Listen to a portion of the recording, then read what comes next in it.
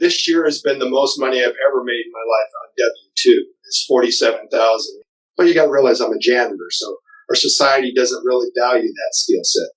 I feel that if I can demonstrate what I've done on my small lifetime income, anybody can do it.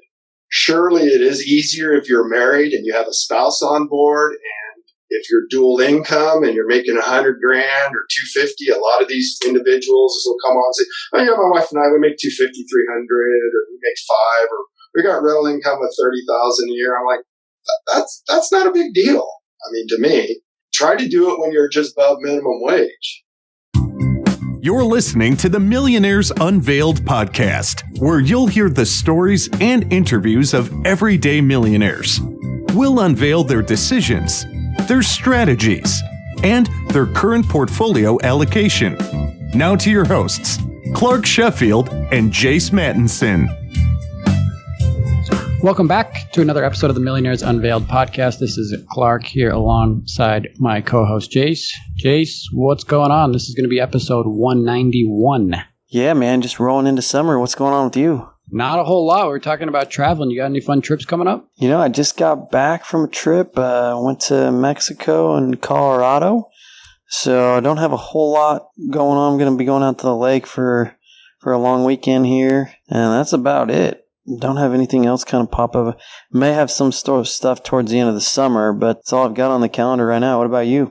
Nothing too much. We have a family reunion at the end of July. Sister-in-law is getting married. I just looked the other day at the TSA travel numbers. I was curious to look it up. So June 15th, the last 3 years. So 2019, 2.5 million. June 15th this year, 1.7 million. So 2.5 to 1.7.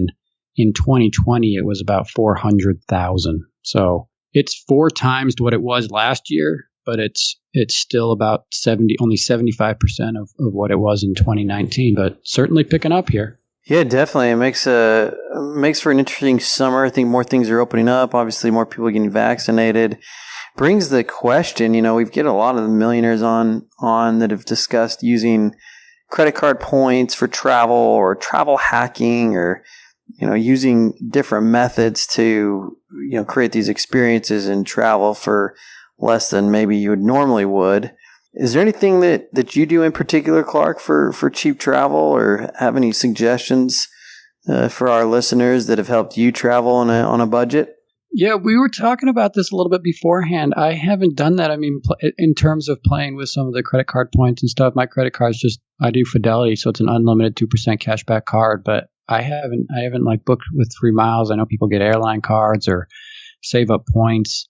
I haven't done that so much. I'm sure people are familiar with it, but occasionally I use Skip Lagged, which is like a flight that skips one of the cities. So I've used that before, but that's not, I guess, what people think of too much when we say travel hacking. But I haven't. Part of me is like wonders if you spend so much time on it. I guess I'd rather spend the time somewhere else. But what about you? I do have an airline's credit card.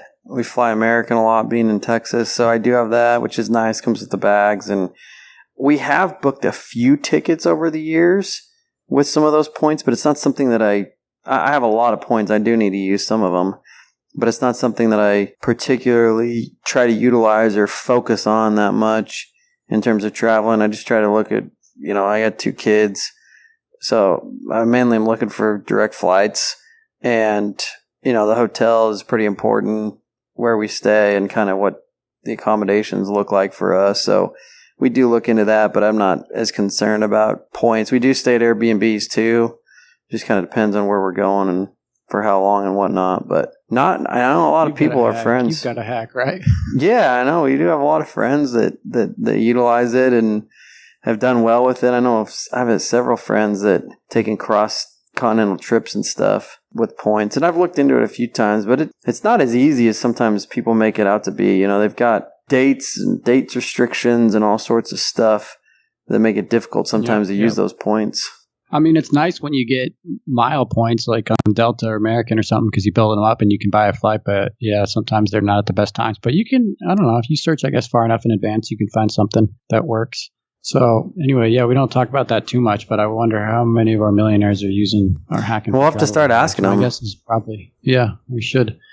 So this week we have a super fun interview with Jeff. Jeff is the wealthy custodian. He's a repeat episode from episode 47. A lot of people have been writing in wanting to hear about his update. It's probably the most commented episodes, one of the most downloaded episodes on our show, episode 47, when Jeff first came on. This was in September of 2018.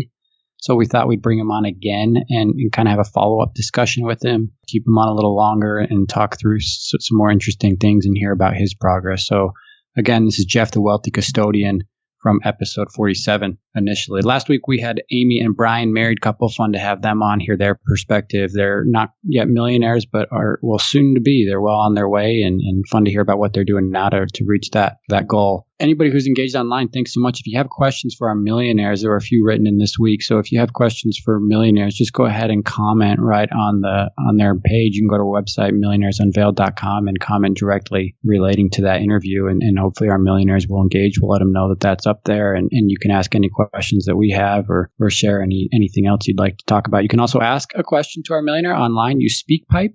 You can ask a millionaire or write it in. We'll ask the question on the show. So thanks for tuning in. Thanks for listening to the podcast week after week. If you enjoyed the show, we always love when people go in and review it. So thanks again for tuning in. And without any further delay, let's get into episode 191 with Jeff, the wealthy custodian. Jeff, do you want to just give a little background to some of our listeners that may have not have heard your first episode and who you are and what you're doing now? Yeah, I'm now 55, believe it or not, and I live in Northern California, and I've been working in the school district, Pacheco, for about, 33 years, the end of this September, and went to our junior college here in the area and thought I would go on to higher education, but I don't know, probably about 4 or 5 years through it, I found that wasn't really my skill set, and I came upon a personal finance class called Investments 44, and that was back in 96. And that really changed my life. And money had always been in my family. My dad is older. He's from the Depression. So money was always talked about in my family. I know in most of America, it's kind of a taboo, but it was talked pretty openly. And he had some pretty old-fashioned ideas that I kind of adopted. And so I took that investment class, started understanding how money worked outside of just owning a bank account or certificates of deposit. And then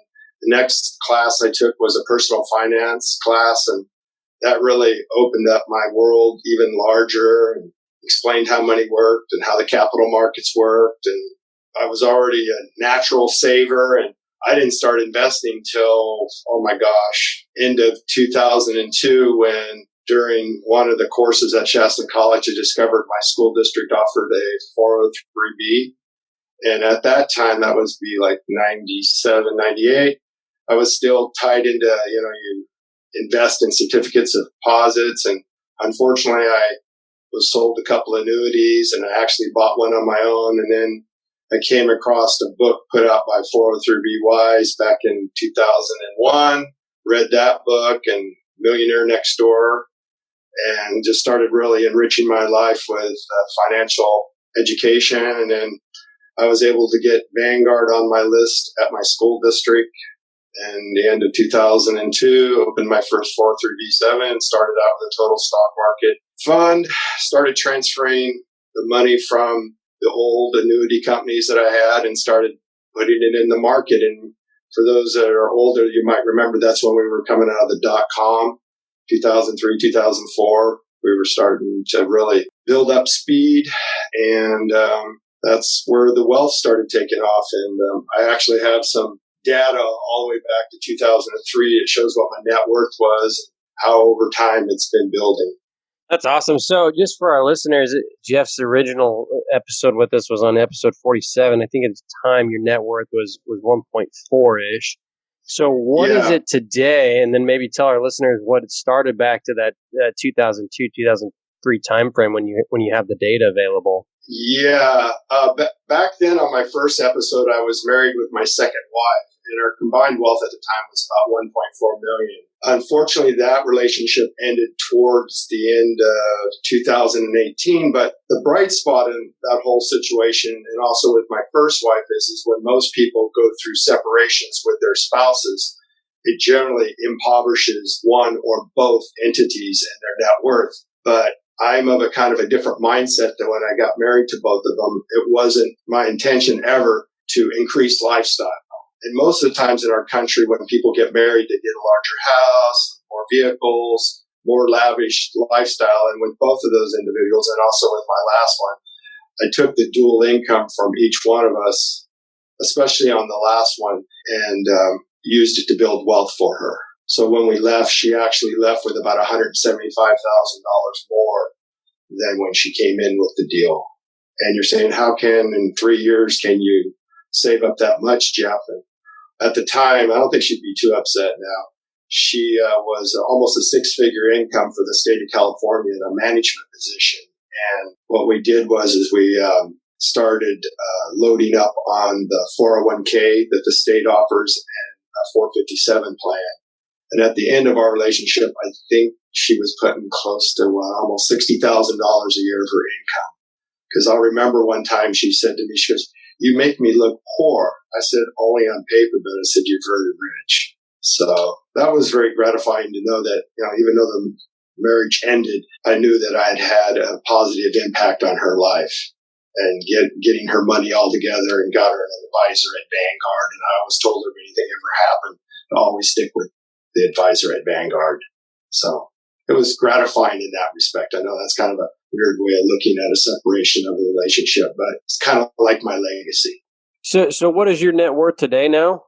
I think last time I checked last night, I'm about 970,000. So you essentially become a millionaire again. Is that correct? Yeah, real couple close. Times over. Yeah.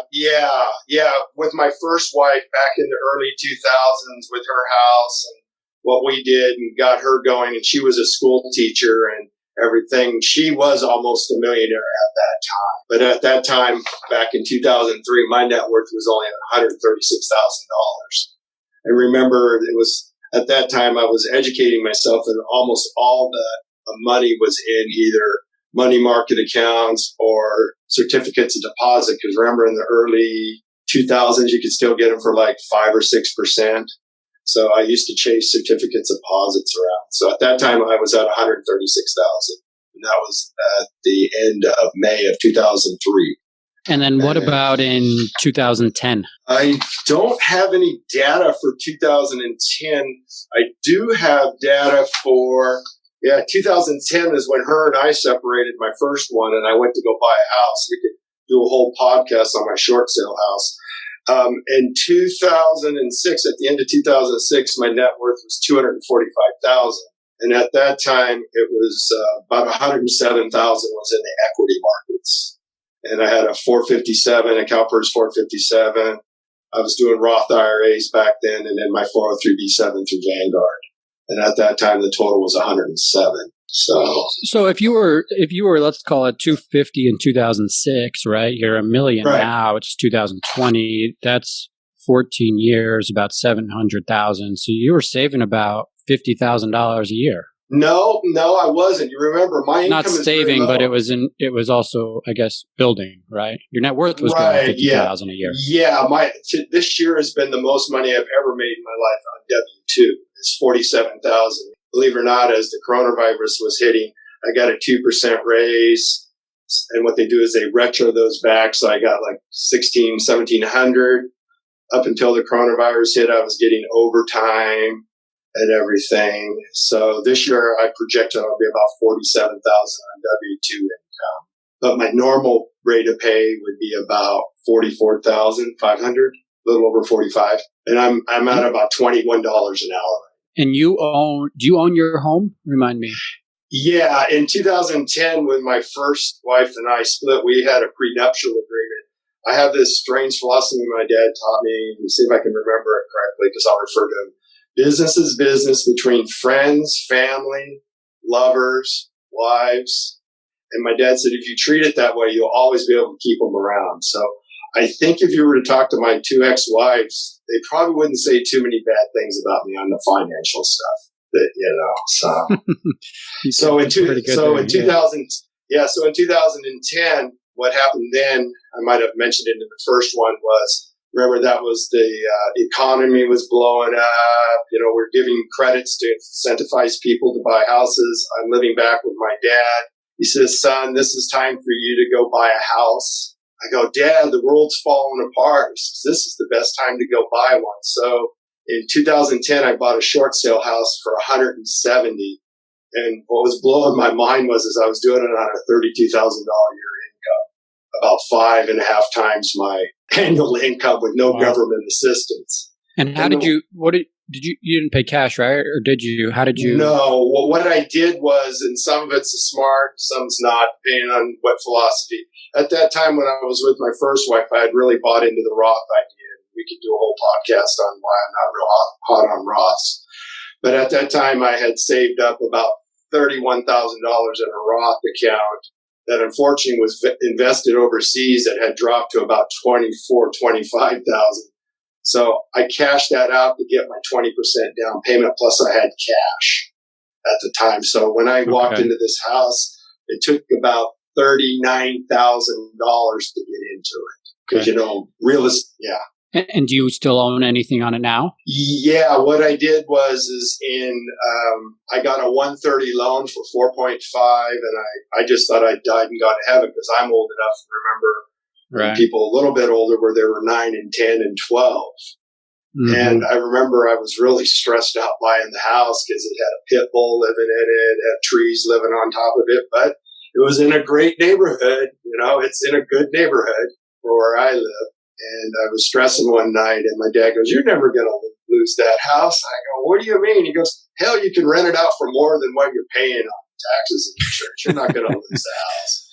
And my dad's like 80 years old, never made it past 8th grade, but he has really good street smart. So even at 80 plus then, when he was still alive, he goes, "You're not going to lose the house. Don't stress." He goes, "They don't want that house back. They don't, they don't want to take that house back in foreclosure." And it was very close to going into foreclosure when I showed up. I was the only offer in 2 years on it. So how much do you still owe on it? In 2012, I refinanced it to a 20-year loan at 3.5, and my payment went from $658 up to $718. I know that's counter. I'm supposed to have a long mortgage and take the difference and invest it. I understand that. That's one philosophy, but I'm of the old school. And then in 2016, in April, remember Brexit hit? Mm-hmm. Yeah. And I had self-educated myself enough, plus taking classes and watching stuff, that the 10-year treasury is tied to the mortgage rates. So when the 10-year goes down, mortgage rates generally go down, and I was able to get an online mortgage at Third Federal Savings and Loan. They're kind of like the Christmas Story. I don't know if you guys are old enough. Who was that actor in there where they had the bank, the Savings and Loan Bank, and it was going bust and everything, the Christmas Story. Anyways, Third Federal is a savings and loan back in Cincinnati, and I got a 2.39 with them for 10 years. So at this moment, I have about a little more than 5 years left on it, and I'm about 50,000 left on it. So do you ever think about taking some of this $1 million and just paying it off, or are you happy to do it over the next 5 or so years? Yeah, I'm happy to do that because something else to interject. This December, I'll be leaving work forever, my custodial job. Oh, wow. You're retiring. Well, not retiring. I really don't like that word. When I used to give workshops and facilitate them, I looked up the word retirement, and it means retract, to remove, and it's kind of from the 19th century. Yeah. And to me, everybody goes, "Oh, you're retiring." I go, "No, it's like graduating from high school, if you go to college or something, because we have such these elongated lifespans depending on how you take care of yourself." And for me, it's just a transition. I'd be almost 56, and I had done some really interesting strategies to pump up my pension to get it to almost about 85%. Everybody goes, "Oh, 85%, that's really good." And I say, but remember, that's a $21 an hour pay rate. That's not like I'm making 70 or 80 or 110. I'm not a highly compensated state employee. So, but you got to realize I'm a janitor. So our society doesn't really value that skill set. Right now, they sure value it at my school site, spraying everything. Yeah, it's true. But so, yeah, that's where I'm moving in December. I'm not going to pay it off. Yeah. Wow. So let's just run through your allocation briefly. I know we probably did an episode 47 that was in September of 2018 or so that was released, but just big bucket accounts here. How much of it is, I guess let's start with the money that's in the stock market. How much is in retirement versus non-retirement accounts? I'm specifying like 401k and yeah. In the school industry, since we're considered nonprofit like a hospital, we're a 501(c), we have what they call a 403b7, and all the 7 means is paragraph 7 in the IRS code that was added in 1974 to allow mutual funds.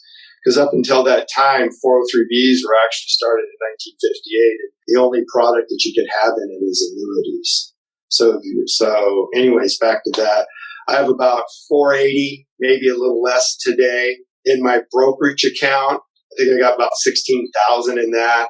And I have an HSA that I just did a $2,250 transfer in because I'm now contributing back to my HSA.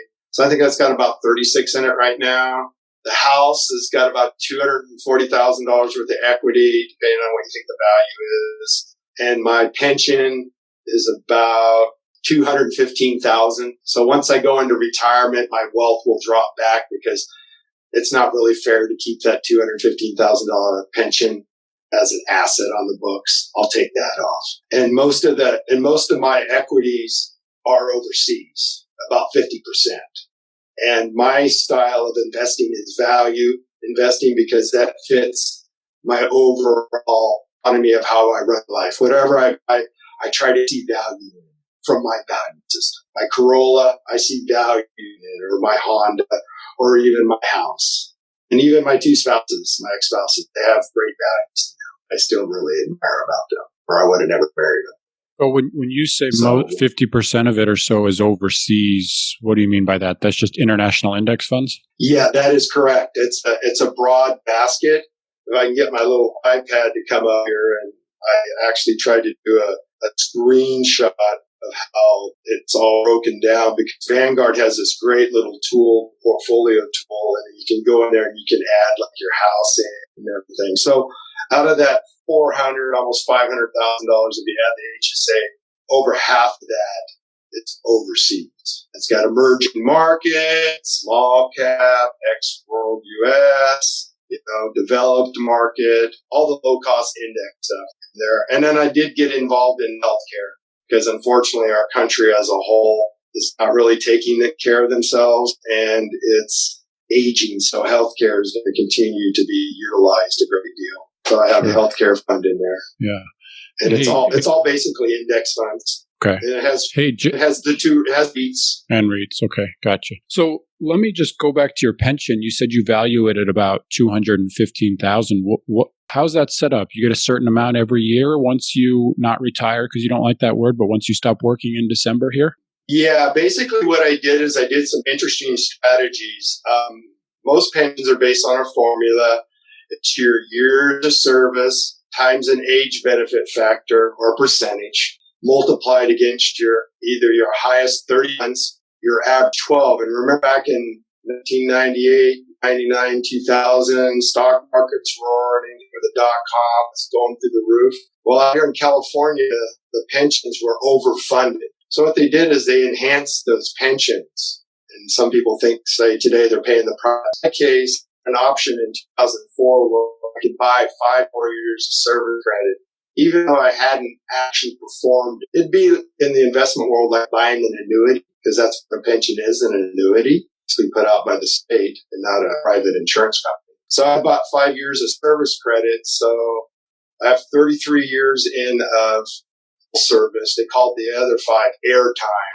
I'm one of those individuals. I haven't taken a day off probably in 32 years. So I have roughly about 2,800 sick hours. And I know out in the private world, they don't allow you to accumulate. They call it paid time off or paid time leave off, where they add your sick leave and your vacation together. And when you reach a certain level, they force you to take it.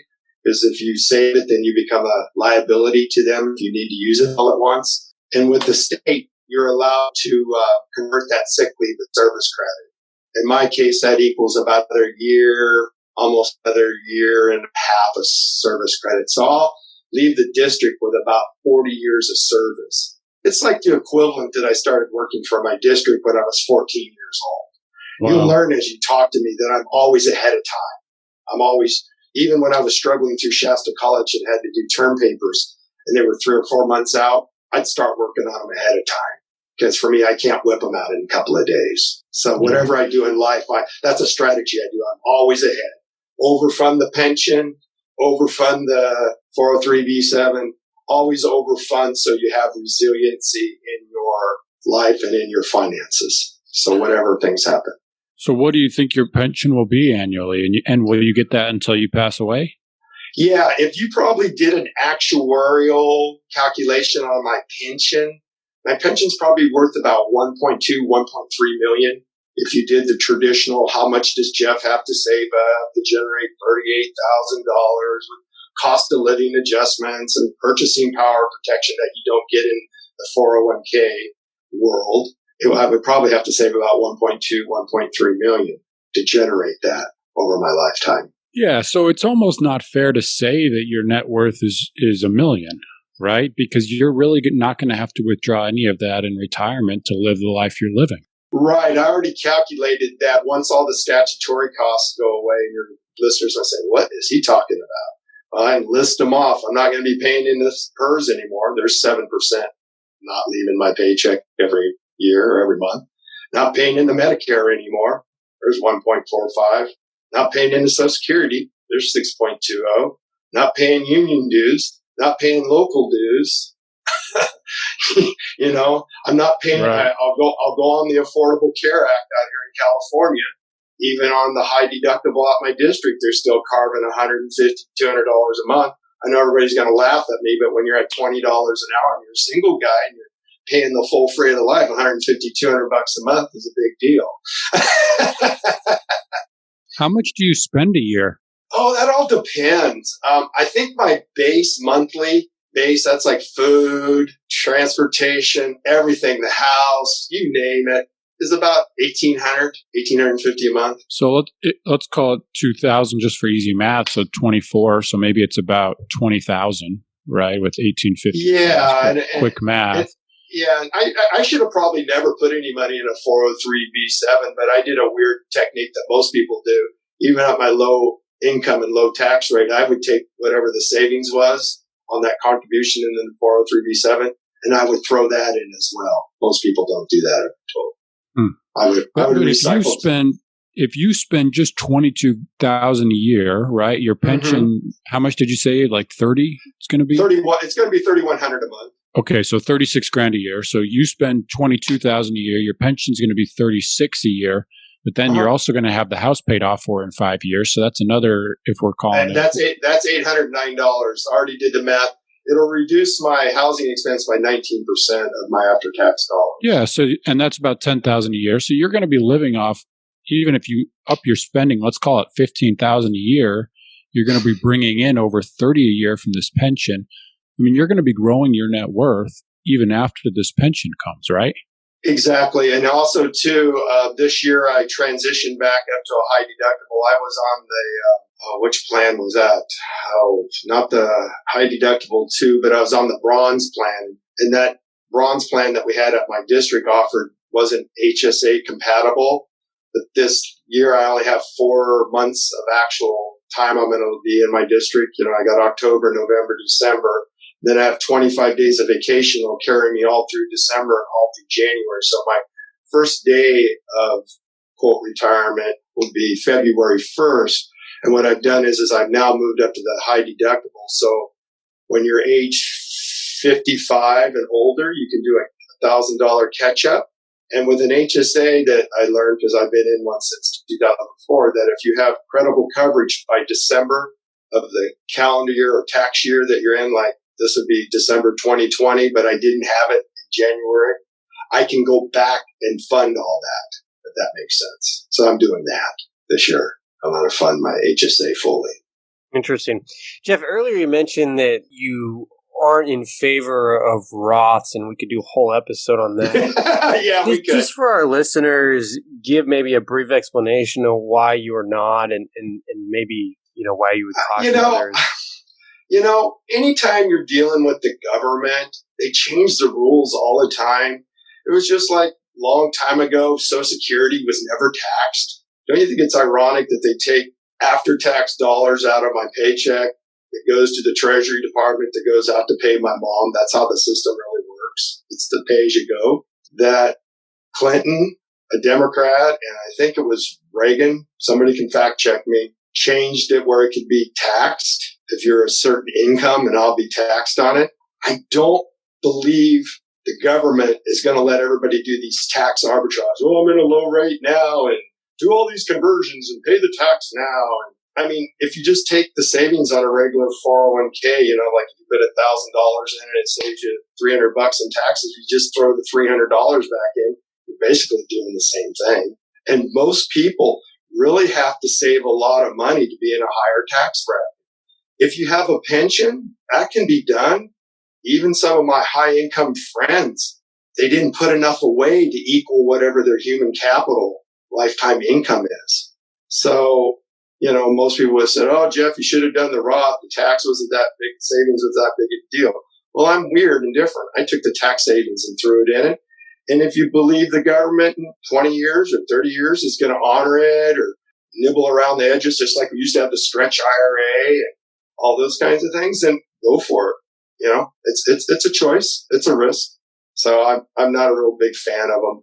Interesting. That's that's my cynical way of looking at it.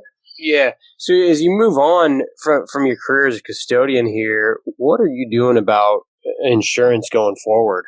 I've already have an appointment to go on the Affordable Care Act. Since I am such a low income person, I'll get the full subsidy. So I think on the HSA bronze plan, I think my not out of pocket, but my monthly premium is like $1, $2 a month. Because my goal is to stay on the HSA all the way to age 65 and continue to fully fund the HSA.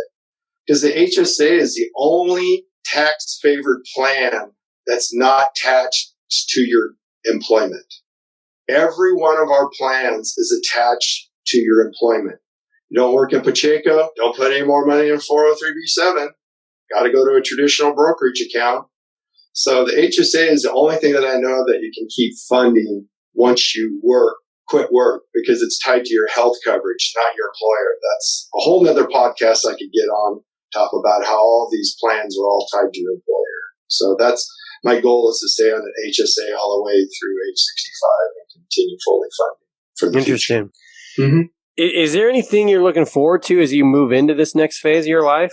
Having 150% control of my time to do what I'm doing here right now with you, gentlemen.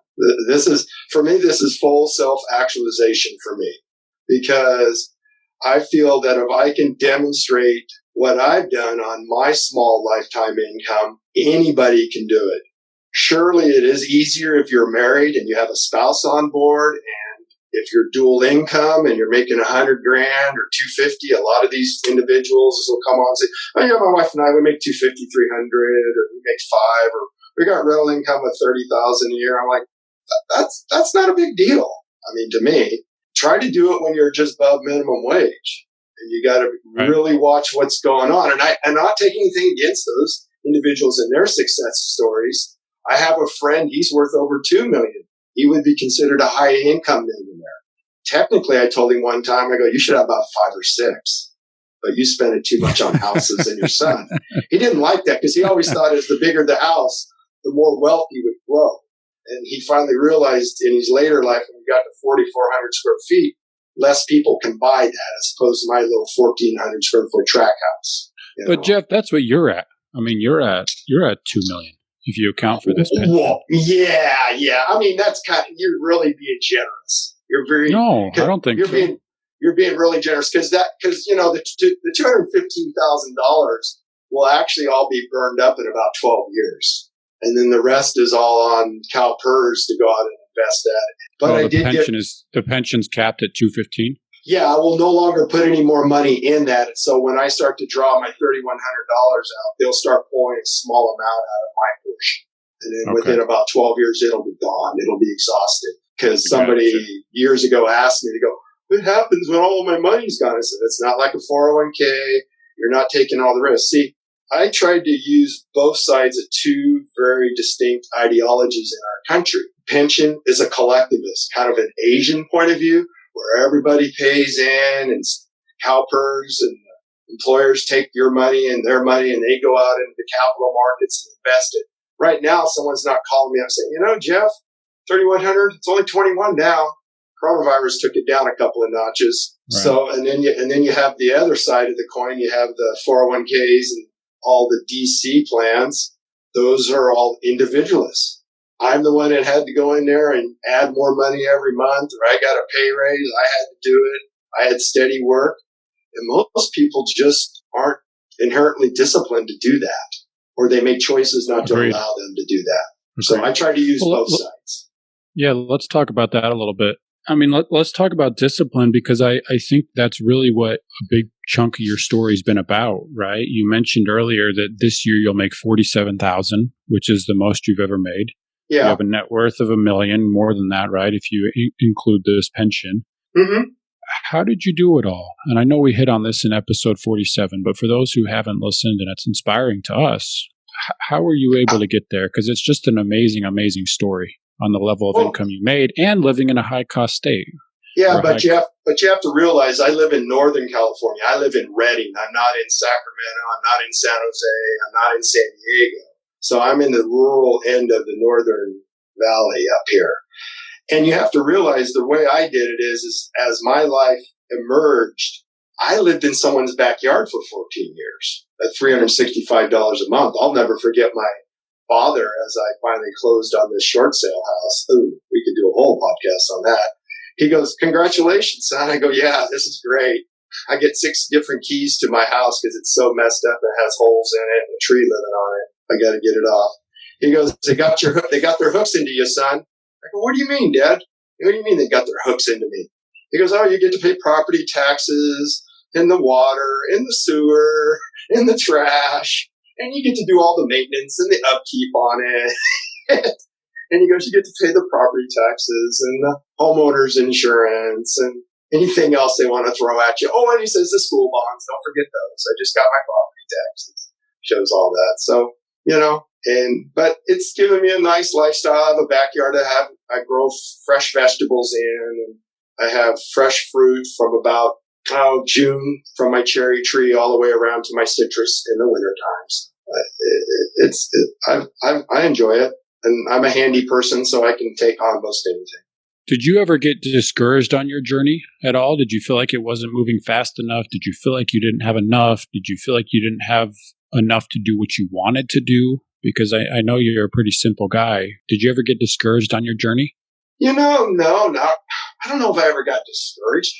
One podcast person or a book I read, he says, be self-referral, don't be object referral. I'll never forget my second wife was on that lovely Facebook, and she showed us a couple's house, and it was in what they call the Bel Air Estates. Surprise, surprise by the name. And it's like 3,000 square feet, the hot tub, the pool.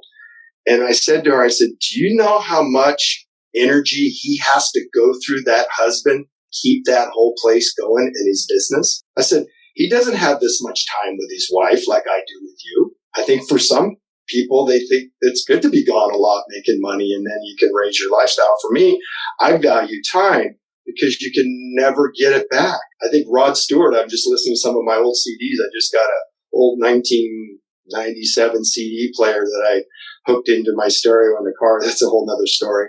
Talks about sand goes through your hands. Time is a thief. Time is brief or something like that in one of his songs. And it's true. I think it's good to have good things and nice things, but don't let them own you. You own them. But everybody's got different value systems. Yeah. Did you actively make that choice as you chose to be a custodian and take that career route? Or was that something that you developed over time as you saw that, as you started to realize and understand those things?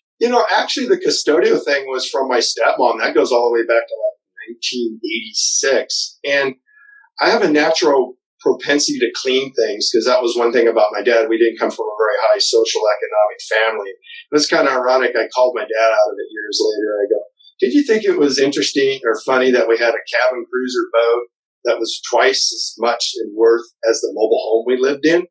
He goes, I like boats. That's how we made it to Reading, because we were always on Shasta Lake. My dad didn't work.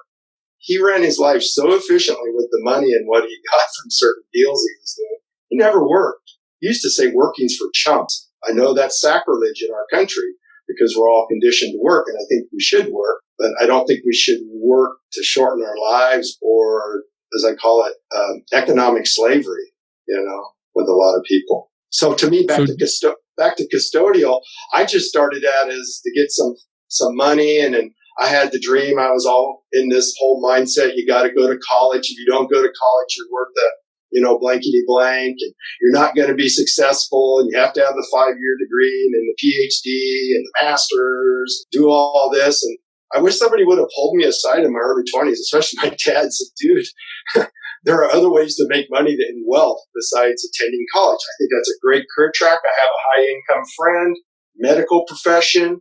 He can go through any college class. He can memorize it. He can put it out. But when it comes to financial literacy, he's not real high up on it. So he's been a good income generator. But back to being custodial, I kind of realized, I said, I got to take what I do and educate myself about financial literacy. And when I did that, wealth started growing. But, I've given up a lot. I've never had kids. I've never owned a new car. I've only had 5. 2 of them have been wrecked. 1 was given to me. I think the most expensive car, my Corolla, was $3,300 back in 2006. I don't feel like I'm lacking. I feel like I'm richer. I sleep 8 hours at night. I'm underweight. I do yoga. I exercise. I try to help people by doing this. Yeah, good for you. Yeah. So, and I provide a good service for the kids at the school. Yeah. What are your hours normally? Right now I work a 5 to 1:30 shift. 5 a.m. to 1:30. Wow. Yeah, and I'm a natural morning person anyways. If you notice, a lot of your millionaires exercise, they get up early. There's certain characteristics that are endemic to this. Right. Yeah, it's obviously commendable. And just for our listeners, this initial episode 47, has been one of our most listened and appreciated episodes of all. Right. I think because of your amazing story and because of the drive and the ability to save, right, and continue saving and to persevere and to reach a net worth of over $1 million on income of less than 50,000. It's amazing. So just wrapping up here, Jeff, like I just said, I think it's amazing what you've done. And we know you're a pretty simple guy, right? No computer, no cell phone, talking to us on an iPad you bought on Craigslist. Yeah, and then I got my second one over here. I got it at an estate sale. My second wife and I were big into eBay. She was a great eBayer. Oh my gosh, she was so good. She was so good at it. She was excellent. At buying or selling or both? Both. She came from your neck of the woods. She came from Long Island. And she had that entrepreneurial spirit. Her background is Jewish. And her dad used to sell leathers in the city. She lived in Long Island. And she could sit there at a yard sale and dicker and have money hanging out. And she'd go, oh, this ad's not selling right. I'm going to change the words. And I swear within an hour or two, there'd be a ding on the phone. I'm like, I cannot believe this, what she could do. She was such a good eBayer. I wish she would have still done that. But to me, I don't think it's really that remarkable. I just think it's just inherently in me. It's just, I'm very efficient. I dry my clothes on a line. People laugh at me. So Jeff, let me just ask you. So I think I asked you this in the first episode we did with you too, but one of the things that's so prevalent in our society today is comparing against each other, right? Whether it's because of social media, whether it's because of negative news, whether it's just, that's how we inherently are, right? We want the approval. We want people to like us. We value feedback that people give. The material things don't at all seem to worry you. The thought of, hey, you don't make that much or you're a custodian, it doesn't seem to bother you. Why is it, and how did you get over that? because it's not attached to my identity. My identity is centered in me. I'll give you an example. 2 weeks ago, I lived by a creek, Clear Creek here, or Churn Creek. I'm always saying somebody's going to throw a match in that thing. We have big gray pines. They get up in the tops of those gray pines and crowns. My neighborhood will get cooked, just like the car fire did here 2 years ago. 3 o'clock in the morning, north wind's blowing. It's 70 degrees. The humidity's down around 0. I pick up the phone, evacuate. I grab my stash of cash. I grab my 2 iPads. I grab my personal documents. I throw some stuff in a bag, call a friend. I got to evacuate. I take my Honda because it's the nicer of the two. I'm out of there in 20 minutes. Who cares? There's nothing in here. There's nothing in this house. This whole house is built on Craigslist, thrift stores, yard sales. But it's a very nice house. If someone came over and says, wow, I think my second wife called it the grandma house because I like maple furniture. It's very good quality. It's from the 60s. Yeah, my house would be gone, but I still have myself. And I don't attach myself or my identity, whatever social hierarchical structure that we have. You know, am I opening a kid's milk, or am I helping mop up something at the school? Or maybe somebody out there will listen to this podcast and say, wow, if Jeff Outrighting can do it, I'm going to get on the stick. You know? So, you know, I don't attach myself to that. The downside is I really don't have a tribe of people to be with, because a lot of things I do, people don't really want to do, you know? So that would be the downside. My dad always said, do you want to be the ram or do you want to be the sheep? I said, I want to be the ram. He says, then follow yourself. Don't follow everyone else. I'll give you an example. Coronavirus is kicking up last March, 15th or 16th of March. Everybody, all of a sudden, people at the district say, we want your time card. You know what the first thing pops in my mind? Time to go investing. Is that crazy? That's the first thing I said. The market's going to dive. And that's what it did. And I transferred about $75,000 out of my fixed income inside my 403b7 and bought everything that was down and followed it down. Up. Yeah. So I'm hoping the coronavirus will eventually push me over $1 million. Well, awesome, Jeff. Thanks for coming on. Thanks for sharing your story again. You know, this one will be listened to by a lot more. So I think you'll influence a lot of people, as you mentioned. Yeah. And you certainly have to us. So I appreciate the friendship we've made. And thank you for taking the time. Yeah. Just in closing, I guess, any last words of advice, any mistake you made that you wish you would have done differently, or what's kind of your final? If you were gonna mark me down, I would mark me down by not increasing my income, because your biggest wealth building generating machine is your income. And then what you do is you take that income and buy assets, and those assets become stores of wealth. And then eventually your assets start generating income so you don't have to go out and trade your time for it. So I would mark me down on that part. But I tried to look at what my strengths are, and you know, working more hours and traveling in traffic is too painful for me. I'd rather be slow and steady, where they say Aesop's fable, the tortoise and the hare. Well, I'm the tortoise. Yeah, so, but you won. Yeah. Right. And I'm fun. I really appreciate you providing this platform for everyone to listen to. It's fun. It's fun. And we appreciate you coming on. So thanks again, everybody. That's Jeff, Custodian, net worth of about $1 million. A little more than that, right? If we count your pension. Thanks again for coming on tonight. Really appreciate it. Appreciate it, guys. Thank you. Thanks, Jeff. Thank you, guys. Thanks for listening to the Millionaires Unveiled podcast with Clark Sheffield and Chase Mattinson. For more stories, investment opportunities, and information, check out our website at millionairesunveiled.com. See you next time when you'll hear from another everyday millionaire.